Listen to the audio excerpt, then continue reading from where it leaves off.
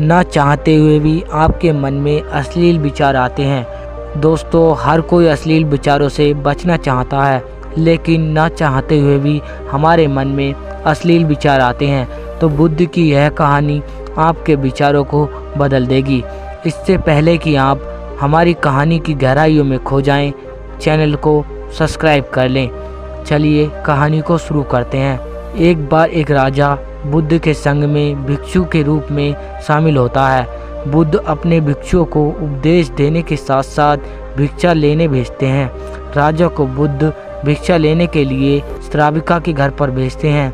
राजा रास्ते में जाते हुए सोचते हैं कि न जाने आज खाने में क्या मिलेगा। महल में तो खाने के लिए अनगिनत स्वादिष्ट भोजन मिलते थे, लेकिन आज जो मिलेगा उसी से काम चलाना पड़ेगा। राजा श्राविका के घर पर पहुंचने के बाद भिक्षा के लिए याचना करते हैं। श्राविका ने राजा को बैठने के लिए कहा। श्राविका जब अंदर गई तो राजा अपने प्रिय भोजन के बारे में सोच रहे थे। जब श्राविका भोजन लेकर आई तो राजा अचंभित रह गए। राजा अपने प्रिय भोजन को देखकर बहुत खुश हुए। राजा भिक्षा ग्रहण करने लगे। भिक्षा ग्रहण करते हुए राजा सोचने लगे कि उनको हमेशा खाना खाने के बाद कुछ विश्राम करने की आदत है, लेकिन आज उन्हें यहाँ से खाना ग्रहण करने के बाद धूप से होकर वापस आश्रम जाना होगा। भोजन हो जाने पर श्राविका ने राजा को कुछ समय विश्राम करने के लिए कहा। सारी इच्छाओं को पूरा होते देख राजा बहुत खुश हुए और विश्राम के लिए लेट गए। लेटते हुए राजा सोचने लगे कि आज तो सोने को मिल गया, लेकिन मेरे सर पर हमेशा के लिए छत का साया तो मिट गया। जब राजा सोकर उठे तो श्राविका ने कहा कि आपको जब तक यहाँ पर रहना है आप रह सकते हैं। अब राजा समझ गए कि ये कोई संयोग नहीं है, श्राविका जरूर मेरा मन पढ़ रही है। राजा खड़े हुए। राजा ने श्राविका से पूछा, मुझे क्षमा कीजिए, क्या आप मेरा मन पढ़ सकती हैं? आप यह कैसे कर लेती हैं? श्राविका ने कहा, शुरू में मेरे लिए ये सब कठिन था, लेकिन मैंने खुद के विचारों को देखना शुरू किया। शुरू में मेरे विचारों की संख्या अनगिनत थी, पर मैंने अपना पूरा ध्यान उन विचारों पर केंद्रित किया। मैंने बिना पक्ष विपक्ष के अपने विचारों को देखना जारी रखा।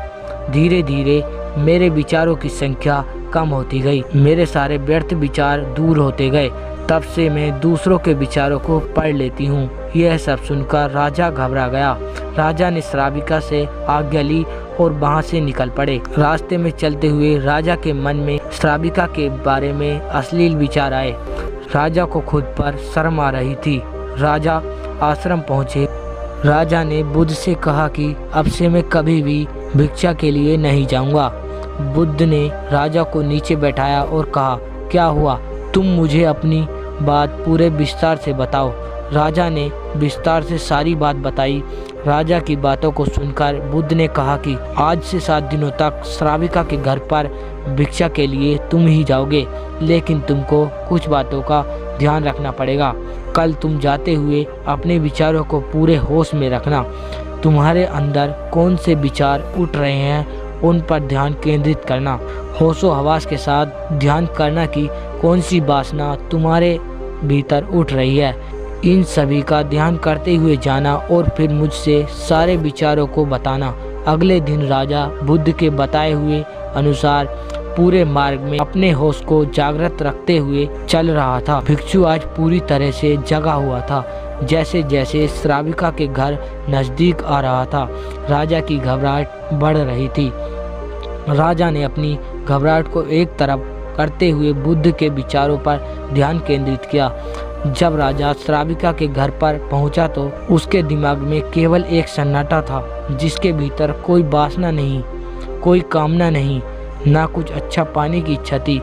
भिक्षु राजा ने भिक्षा ली, ग्रहण की और वहां से वापस निकल गया। आज राजा रास्ते में नाचते हुए आया। आज उसको जिस आनंद का अनुसरण हुआ वह अद्भुत था। आज से पहले इस आनंद को उसने कभी भी महसूस नहीं किया। राजा ने आश्रम जाकर बुद्ध को प्रणाम किया और बुद्ध से सारी बात बताई। बुद्ध ने कहा, जब तुमने अपने मन में कुछ पाने की इच्छा रखी थी, तब तुम्हारे मन में अश्लील विचार आ रहे थे। जब तुमने इन विचारों को ध्यान से हटा दिया तो कुछ नहीं हुआ।